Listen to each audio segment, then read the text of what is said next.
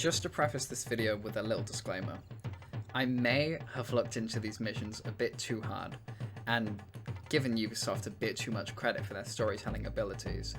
But hey, if you're into over-analysis, then you're absolutely in the right place. Far Cry 3's Vas Montenegro is possibly the most interesting video game character in recent memory. Hell, he might just be one of the most interesting characters in any media. Michael Mando's performance is unrivaled and completely sells the idea that this character is a force of nature. And welcome to my show. Today we do our first torture. And really should be the main villain of the story. Honestly, you kill him so early in that it sucks we don't get to see more of him. In today's video, I'm going to analyze the 3 missions that depict the death of one of gaming's most notorious antagonists. Vas was and is the beating heart of the Far Cry franchise, so it only makes sense that his death would be like his life, surrounded by a veil of insanity. Come on, motherfucker. Pull the trigger! Let's go shoot me! Shoot me! So it starts off with the 24th mission, Rite of Passage. Before we even start talking about the contents of this mission, let's analyze the title. A rite of passage within a religious context is a ritual or ceremony where a person is officially brought into the group. Think of it like a baptism or a bar mitzvah. They usually symbolize a coming of age or newfound introspection into the self, allowing for individual progress forwards in their new chapter of their life. This mission and the ones following are the final stages of Jason's transformation. This is where Walter turns into Heisenberg. We enter Citra's temple, once again building upon the religious themes, where we're greeted by the woman herself. After giving her a lighter that stopped Vas's bullet, saving our life, she declares that it is time and hands you a bottle of poison. It's only after she sees how far you'll go to stop Vas that she decides that you're ready.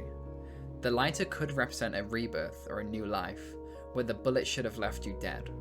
This lighter gave you another chance, a chance that you lay in the hands of Citra. After drinking the so-called poison, you start tripping hard. This is another one of the game's trip sequences. What I assume is in the bottle is ayahuasca, a psychedelic drink made from boiling capai vine and the leaves of the Psychotria verdes. Historically, ayahuasca has been used in indigenous South American tribes for religious and spiritual practices, which makes more sense once you find out the active chemical in ayahuasca is dimethyltryptamine, more commonly known as DMT. And if you don't know what that is, you're doing well, kids. Stay in school, and if a bald guy invites you on his podcast, run. Run so quick in the opposite direction. Like, you don't really matter. Like, you're a part of some crazy system, and the only reason why you think you really matter is because your biology. DMT has a very notorious effect of awakening the self, stepping out of the cave to see the light of truth for the first time. Much like Citra tells you to follow the path, literally and spiritually.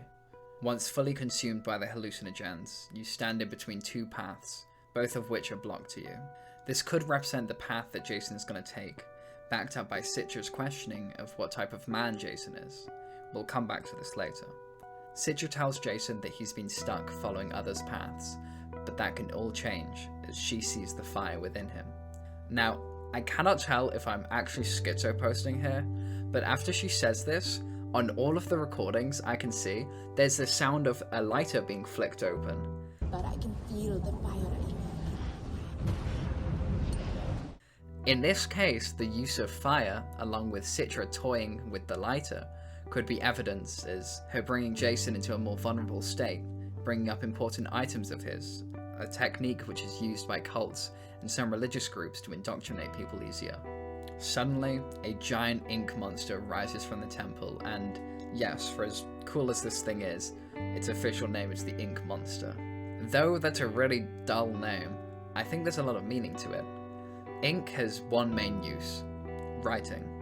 The ink Citra uses to write these stories of warriors and liberation to bring Jason closer to being the perfect soldier has manifested itself into a monster, now attacking Jason physically rather than mentally. Even throughout the fight, Citra can be heard telling the Rakyat story and mythology about their place on the Rook Islands. Warrior from the northern kingdom heard of the giant and vowed to slay him. But on his body, power from the land of the dead. After you both spam the ink monster, it collapsed, with its arm covering both previously mentioned paths. It doesn't matter which route Jason was going to take, whether he'd leave the island with his friends or stay, whether he'd become as deranged and insane as Vas was, or retreat to a quiet life in the jungle. It doesn't matter. All paths have been consumed by the monster, and all of Jason's mind has been consumed with the stories. Jason runs up the arm of the monster, following Citra's path. He doesn't cut off the head as told in the story. He attacks the eyes with the ceremonial knife Citra had requested you return to her. Jason is attacking the fire he had inside of him. He is sacrificing himself by Citra's hand, until only the ink remains. When Jason comes back around, we're bombarded with the rebirth imagery, from the sexual position we awake to find Citra in, to the rising sun pattern on her stomach representing a new day. I mean, Jason even demands her to tell him who he is. Jason has been born anew. Also, I really don't want to get too Freudian on this channel, but there may be some motherly symbolism happening here. Being under Citra, as if she's just birthed us, the markings on the breast like breastfeeding, and the immediate neediness of Jason for her aid. Citra once again fills Jason's head with romanticized imagery of battles, and how he'll lead the Rakyat to freedom, and for the first time, declares us, the player, a Rakyat. The ceremony has been completed, and Jason has entered the group. Jason then stands up to speak to the Rakyat. Throughout the speech, Jason is still heavily tripping, and as he finishes, the screen is consumed by a bright white light, the indicator that we're moving on to another stage of the trip. We wake up on a cliffside, looking out onto Vas's island.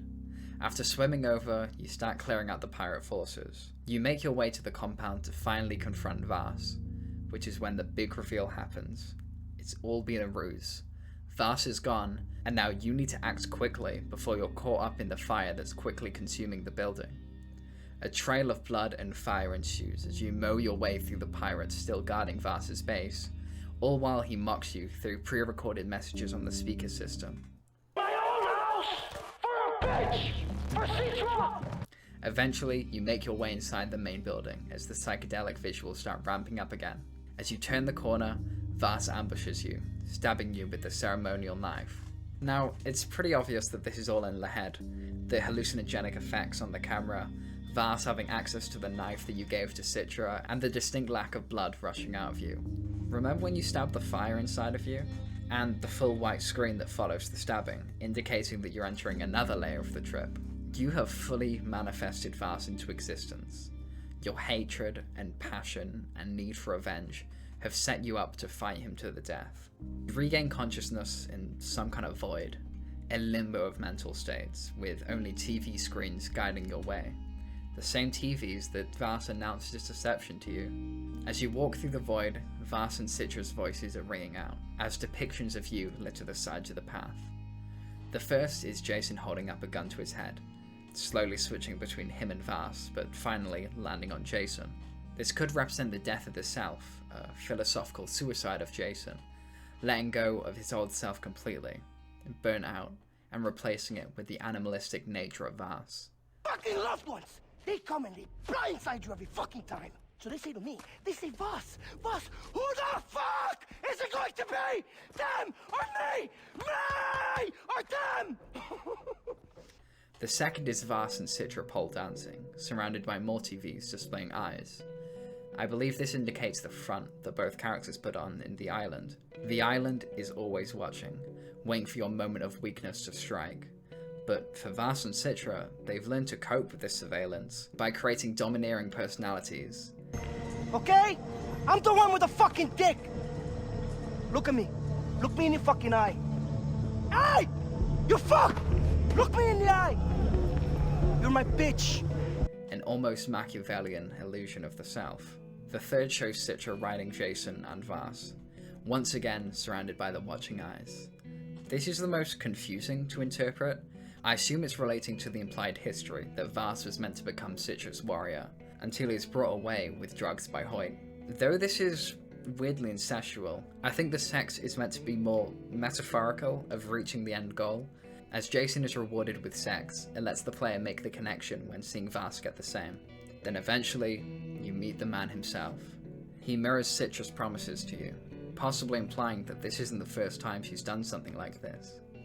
Vaas does some pretty intentional looking hand gestures, but for the life of me, I cannot find out what they mean. My interpretation of the horns is either satanic or more ox-like, pulling parallels from the story of the Chinese zodiac. There's a race across a river between 12 animals. Whichever order they arrive in will be the order of the zodiac. Knowing that the rat cannot swim, the rat, or Citra, uses the ox, which is Jason, to carry himself across the river, when at the last second, the rat jumps off the ox and wins the race, backstabbing the ox. Very similar to how Citra kills Jason at the end of the game, just after Jason carried the island to freedom. At the beginning of the mission, Vaas constantly uses rats as a mean to compare Jason and Citra. However, Vaas is usually referring to Jason as a rat, so there may be some holes in my interpretations. Vaas then demands Jason to pull the trigger after grabbing the pistol in Jason's hand and pushing it against his head. No matter what you do, the game forces you to shoot. Maybe a subconscious decision on Jason's half, or maybe just lazy game mechanics. The screen is then consumed in a white light, entering deeper into the trip. Still in the void, you have to fight off multiple Vaases. Vaases? Vaasai? In the void, you have to fight off multiple Vaasai, rushing you with the ceremonial knife. Use a Vector .425 ACP to gun them down, but as soon as the bullet hits, they turn to smoke, and they keep coming over and over again. Did I ever tell you what the definition of insanity was? He did the same joke about 3 times already. I don't think it's funny anymore. It's a great way to show the meaninglessness of both parties' efforts to be forever locked in this combat. As you reach the final platform to face off against Vaas, he yells some... well, I'll just let you listen for yourself. Take me into your heart! Accept me as your savior! Nail me to the fucking cross! And let me be reborn! The first 2 lines tie into the running theme that Jason and Vaas are connected. Jason, to some level, wants to be like Vaas, in control of the island and a ruthless warrior feared by all. While in the second half, the speech is a little vaguer, but we'll come back to that later, I promise it's important. When you go to attack Vaas, he doesn't fight back, only dodging and countering your attacks. But as you all know, Jason drops the knife into the other hand and stabs Vaas in the chest. Well, he stabs him a couple times. 28 stab wounds. You didn't want to leave him a chance, huh? You call out to Citra to claim your victory. None of this has been for you. This kill wasn't for Grant, it was for Citra. You then collapse next to Vaas, lying in his blood, which is when he stares directly at you. Eye contact is a running motif through the game. Characters from the island rarely take their eyes off yours, but here I believe it's different. Although Vaas is gone, the impact he had on you will last. His eyes will never come off of your consciousness. We're then greeted by another Alice in Wonderland quote. "Have you guessed the riddle yet?" the Hatter said, turning to Alice again. "No, I give it up," Alice replied. "What's the answer?" "I haven't the slightest clue," said the Hatter. You spent so much of the game trying and trying again to kill Vaas, obsessing over it. But now that it's happened, the futility of your efforts are revealed. Killing him hasn't solved any of your issues. The riddle is still left unanswered. You awake back in the same position as you were after fighting the ink monster, with Citra beside you, congratulating you on your victory, with Vaas's voice echoing from the depths of your mind. We're so fucked, Jason. Jason! Vaas is dead. Jason! Notice that it's nighttime now.